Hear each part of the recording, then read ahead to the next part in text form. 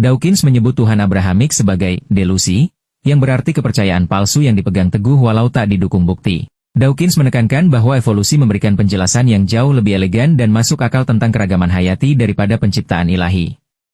Dalam argumennya, Dawkins menunjukkan bahwa setelah teori evolusi Darwin, tidak lagi diperlukan Tuhan sebagai penjelasan akan kompleksitas kehidupan, agama dan moralitas.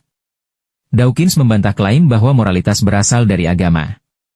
Ia menunjukkan bahwa masyarakat sekuler juga bisa sangat bermoral, bahkan lebih konsisten dalam hak asasi manusia dan kebebasan berpikir. Ia juga menunjukkan bahwa moralitas berkembang secara evolusioner melalui empati, kerjasama, dan norma sosial.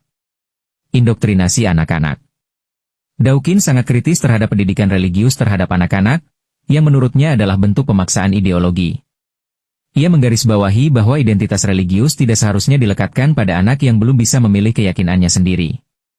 Dawkins menulis dengan gaya yang tajam, lugas, dan kadang sarkastik. Ia menyasar pembaca yang berpikiran terbuka dan rasional, namun kerap dianggap terlalu ofensif oleh kalangan religius. Meskipun begitu, ia juga menyampaikan penghormatan pada individu beragama yang bersedia berdialog secara rasional. The God Delusion adalah manifesto ateisme yang menggabungkan argumen filosofis, sains evolusi, dan observasi sosial untuk menantang keberadaan Tuhan dan pengaruh agama dalam masyarakat. Bagi yang terbuka terhadap kritik terhadap agama atau ingin memahami perspektif ateis secara mendalam, buku ini sangat mencerahkan meski bisa memicu reaksi keras. Kenapa dua tokoh ini punya pendapat seperti ini? Karena agama justru menjadi alat pembenaran untuk memusuhi orang-orang yang tidak sepaham dengan mereka. Agama justru menjadi alat legitimasi penguasa sebagai suara Tuhan yang membatasi rakyatnya untuk bersuara tentang keadilan. Adanya agama tak lantas membuat orang punya moral. Maka tumbuh subur orang berpandangan ateis atau tanpa Tuhan atau agnoteis yang ragu-ragu tentang adanya Tuhan. Sebagai bangsa timur tentu kita punya pandangan lain yaitu budi pekerti. Budi yang menjadi kompas arah nurani untuk melakukan hal yang benar dari yang salah. Apalagi dengan spiritual.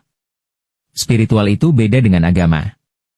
Kalau agama terikat pada aturan dogma tidak berpikir dan tidak boleh mempertanyakan kenapa aku harus percaya.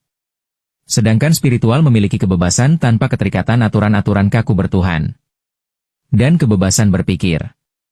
Makanya agama selalu berbenturan pada sains dan teknologi. Yang sering dikritik oleh Karl Marx dan Richard Dawkins.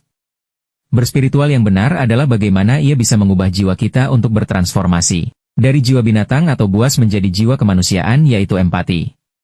Kalau Anda bertahun-tahun beragama tapi tidak memiliki jiwa welas asih, empati, tetap buas menyerang yang berbeda. Itu artinya Anda beragama hanya sekedar ritual dan identitas.